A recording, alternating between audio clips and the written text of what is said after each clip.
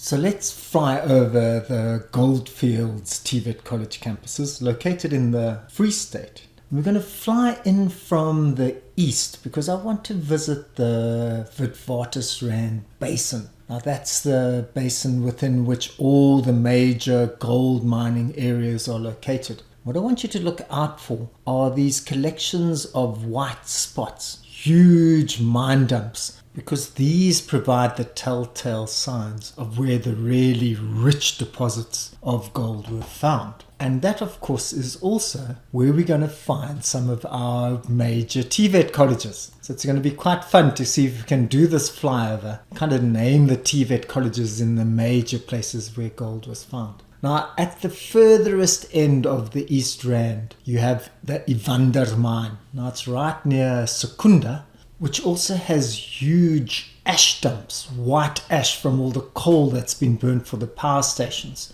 You'll see one to your right. Now, Evander has the excellent Gertsebanda TVET College campus located there.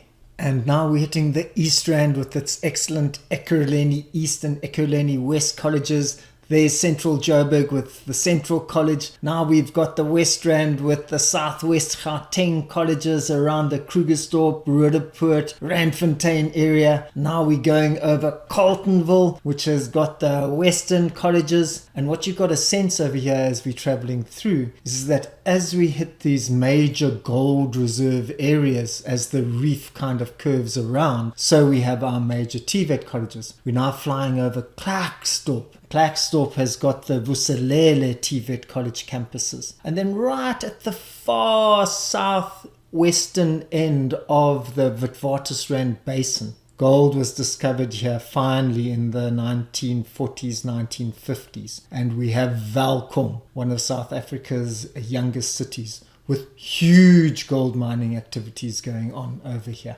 with the aptly named Goldfields TVET College. Now we're going to start off by going straight into the heartland of the Welkom Business District, and we're going to visit the Welkom campus. And it's the Business and Service Studies campus. So you can do all the marketing and management and office administration and educare and HR and all those kinds of things. It also has a fantastic hairdressing salon where they're putting through hundreds of kids who can get their artisanal qualification in hairdressing. Now we're pulling out over the civic centre. There was enormous investment in the Welkom cultural life at one stage, especially when the town was booming, in the hope that they could make this a whole town, a complete town, not just a mining town. But unfortunately, with the boom time now really over, there's been a struggle to maintain the cultural vibrancy in the area. Now we are flying into the Skills Academy, and one of the things it does is offers a university access program in conjunction with the University of the Free State, which I'm really excited about. And the idea is basically that certain students get the chance to perform themselves into higher education. So even though in their matric they got a point system too low to gain them access into tertiary education, like around 18 or 19 points, they can go do the access program, which is really well structured with all sorts of additional programs to help them. And through that they gain access into degrees, and a bunch of them have gone on to get honors degrees and master's degrees and doctorate degrees. So fantastic stuff, with some of the students managing to leverage their way into institutions like this, the Central University of Technology. Now, right next to the Central University of Technology is the Goldfields Torsa campus. Now, this is the engineering campus, and it's another excellent campus. It offers all the electrical and mechanical and civil engineering qualifications and workshops that you could hope for. It also has an excellent short skills program with things like renewable energy, installation of solar panels and solar heating. They've got a center for entrepreneurship, which tries to show some of the students how they can go from a job seeker to a job creator in ways that enable them to think forwards. And it's something I really support, just so long as we don't blame the individual for not being able to find work or survive in a South African world which still has such huge structural inequality. There's still a social, political, and economic fight that has to be fought on a collective level. We cannot isolate individuals and make them responsible for finding and creating work when there's a far bigger social and political picture at play. Now we've got to the central office, and just to say that the Goldfields TVET College as a whole has consistently got good reports over the last number of years. Certainly the parliamentary group has praised it. It doesn't have any residences, which the students have really complained about, and it is struggling with student protests and that kind of stuff. There have been issues around textbook delivery, and I must say there seems to be a general sense of unease in the Welkom area. It's been seriously struggling with corruption in its municipality, with massive non-payment of both electricity and water, leading to an extended sense of crisis in this area.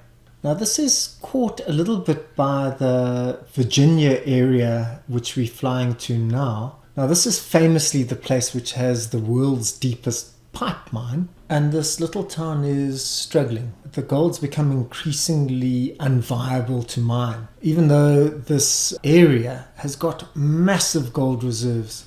It's too deep and too labor intensive to mine to justify the expenditure at the moment, resulting in Virginia and the little town of Meloding, which we're going to fly into because that's where the satellite campus is located, slowly but surely being abandoned. So Virginia itself has got many closed down businesses and houses. It's seriously struggling.